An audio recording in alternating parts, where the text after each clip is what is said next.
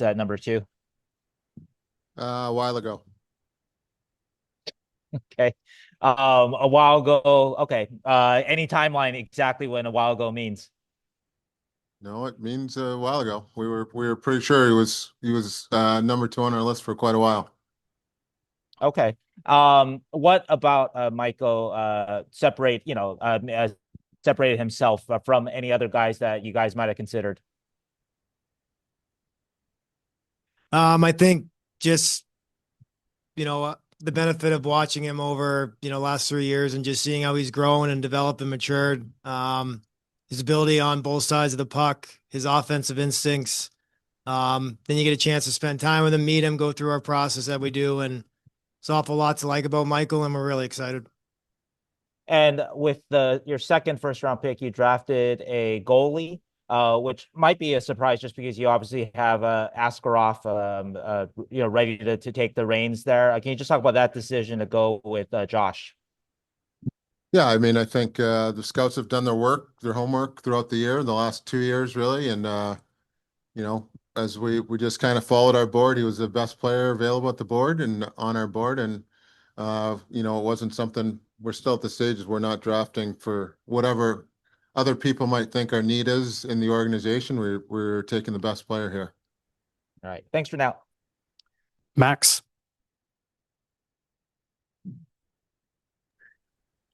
Hey guys, thanks for doing this. You guys rated Misa pretty high. Where do you see him as a comparable NHL player? I know there's been some talk of like Tavares. What do you guys like about his game the most? Well, I mean, it's not really fair to a lot of these kids to put these comps on him, but I think he just plays a 200-foot game, plays with a lot of speed, drives play, and he's a dual threat, can score and shoot, and make plays, and competes hard. So, he's got pretty much everything you look for at someone in the middle of the rink. So, we're excited to be able to get him. But you guys look at the center depth now. I mean, with Will getting a shot at center and Mac and now Misa and the trade for Ostapchuk, I know you wanted to build down the middle through the center. How do you like the way it's shaping up as you go through this rebuild? Yeah, these are good players, and they're all kind of unique in their own ways. So we're excited to have them all. And as you kind of see in the playoffs, you need center depth, and even now when you on your other side of it, when you look around in the trade market and free agency, finding good centers, it's a hard thing to do. When you look at Ravensburg and right, he catches right-handed, did that maybe go into the thinking a little bit, right? Like you've got Askarov who catches right-handed. It's kind of a little bit easier in that sense, maybe. What was the thought process? Did that play a role into it, picking him? No, not really. It was just the talent and the mindset and that part of the kid. It's didn't really have anything to do with which way he catches. Thanks for now. John. Hey, Mike, John Worrell with the AP. With the young core that you have and knowing that you said, it looks like we're turning the corner this past week, after this first round, after this draft, what's the next challenge in taking the next step for a team that's got a lot of youth? Yeah, we got to surround them with the right pieces. We don't want to put too much on these kids and feel like they got to carry the franchise. So we got to surround them with the right pieces, right vets, the right guys that are maybe in their mid-20s or so. We got to put some pieces around them and keep building, and not get complacent in any parts in the organization. From myself to the coaching staff to the players, to get better and turn the corner, everyone's got to put in the work and be willing to push themselves and try and be better every day. So it's a lot of it's going to go into it for us getting better.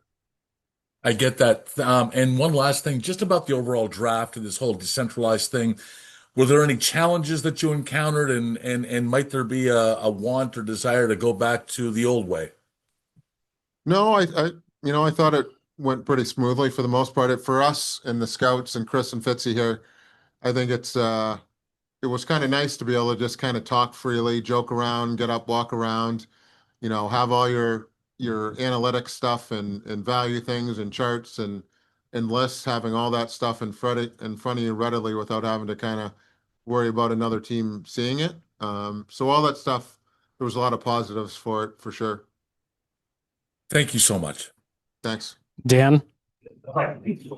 Yeah, Mike, hopefully you can hear me.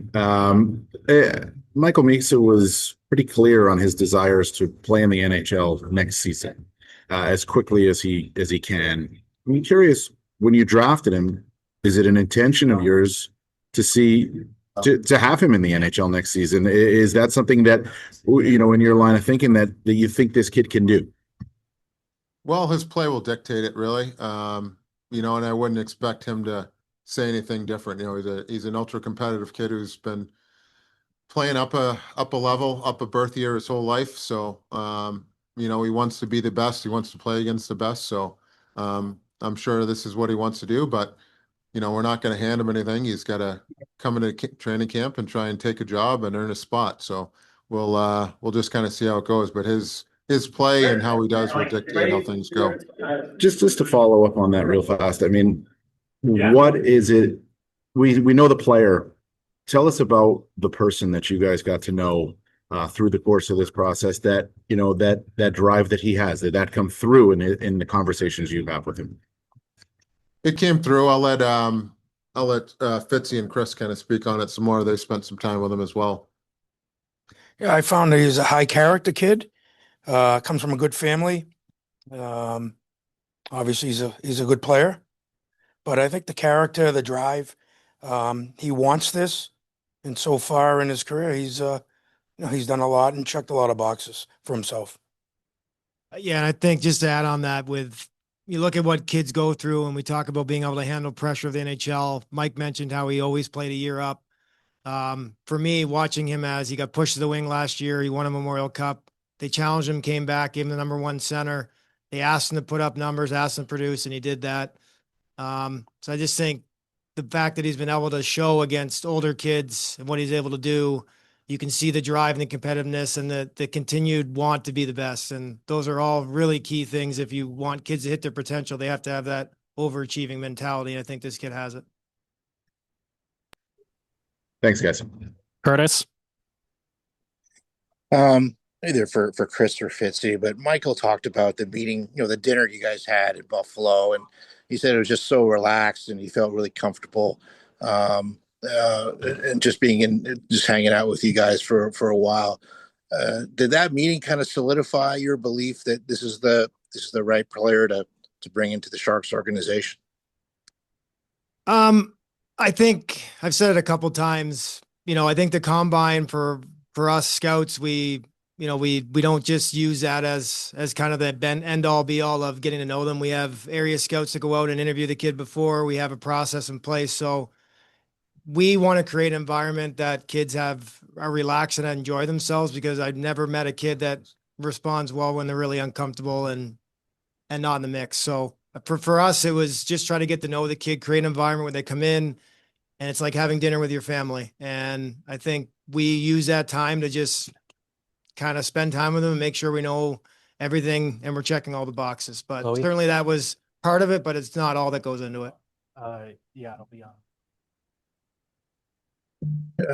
For Mike, was there ever a consideration of moving the pick either down to collect maybe more assets, or bring in a player to help you rise right away? Was that ever a consideration? Did any other teams get in touch with you at all? Yeah, I mean, a few teams, they called about the pick, and we kind of went over some scenarios and what the offers were. But at the end of the day, we just felt that Michael was just too special a player for us to pass on. So, to have an opportunity to have him and Macklin and Will and Eki and Sam and all these guys to kind of grow together, and Askey, especially having the strength down the middle, like you guys touched on earlier, we just thought it was too much of a special opportunity for us to pass up.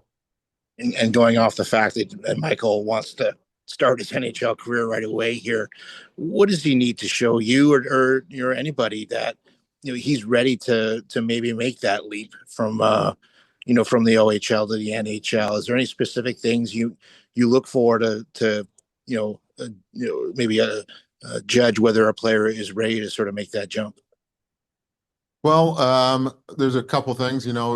your decision making and he's a really cerebral, smart player, high IQ, but when you get out there and it's at NHL pace and things are happening faster than you're used to, can you think and keep up and your decision making stay on point? And then another thing, especially for him, if he's going to be in the middle, is can you defend and can you play against, bigger, heavier D type thing? Can you get to the middle of the ice and do things that you've been accustomed to against, bigger, stronger players? So we'll look at those things, but it's on, like I said, it'll be up to him. He's got the talent and everything, but we're not going to put any pressure on him at all, and we'll just see how camp and everything goes. For Chris or Fitz, what stands out about Josh's game?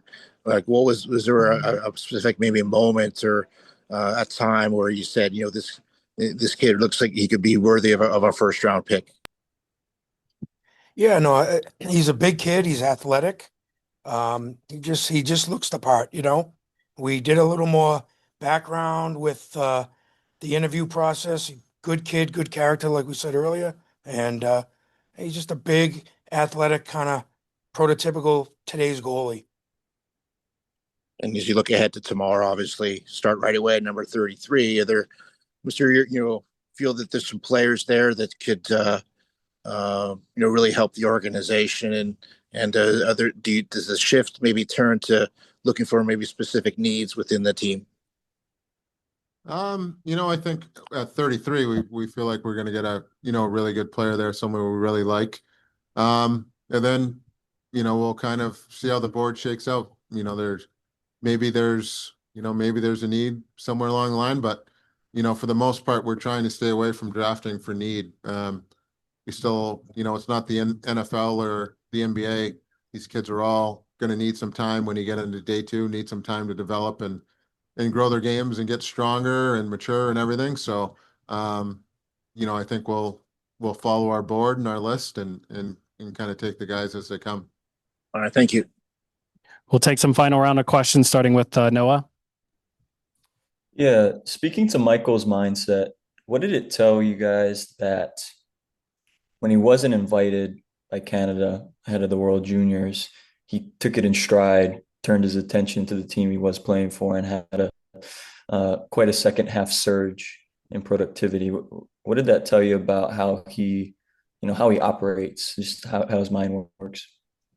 Yeah, I just think it shows the maturity the kid has, really. The focus and the drive that he has. So he was able to kind of turn the page and put his focus on his club team and being a leader and captain for that team at a young age. I think that definitely shows some maturity to be able to kind of put some of your personal goals aside and put the team first. And he obviously did that and went on a kind of continued his tear in the second half of the year. Thanks. Shang. About Michael, what is your thought about, the best course for him next year, CHL or NCAA? If it is NCAA, I'm not sure if he has to kind of decide on that sooner than even before training camp, but just anything you guys can say about that.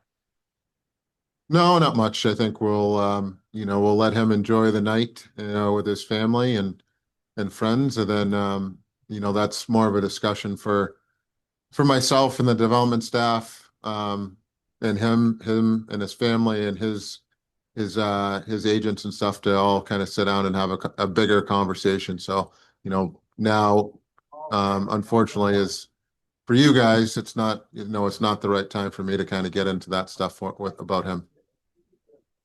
Do you guys project him more as a center or wing in the future, or his play will dictate that? I think he can stay in the middle with his brain and his skating and the way he plays on the defensive side of the puck. I'll let Chris can probably talk more about it. He's with all the games he's watched him, but we think he can stay there. Yeah, I think we project him as a center. I think one thing that makes us even more comfortable when we're talking about, his versatility and his ability to play on the wing that he showed, in younger years the year before. So I agree with Mike. I think his defensive play isn't as talked about as much because of the offensive production, but he does have strength. He does have ability to maintain and hold in the middle of the ice. So obviously, yes, it will be up to him, but we are projecting him as a center. And the last one for me about Josh, specifically for Scott or Chris. You guys talked about sort of a lot about his physical attributes, but obviously for a goalie, between the ears really important. Just what did you guys learn about him, just mentally, and just like his attributes there?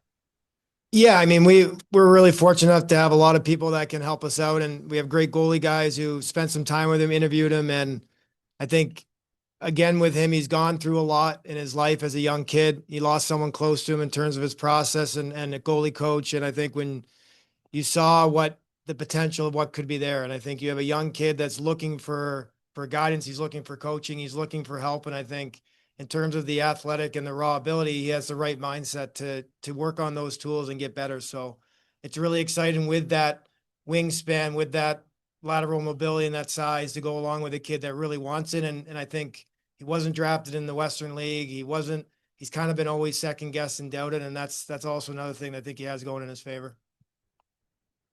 We'll finish up here with Eric. Yeah, hey guys. I have just one question for either Chris or Fitz. Obviously, Macklin was pretty much a slam dunk #1 last year, but with these high picks that you've had in recent years, I'm just curious if what's the energy like when you're discussing those selections with your people in the room in advance of that? Does it get spirited? Is there a different energy that comes with it as opposed to say when you're making the later selections and whatnot?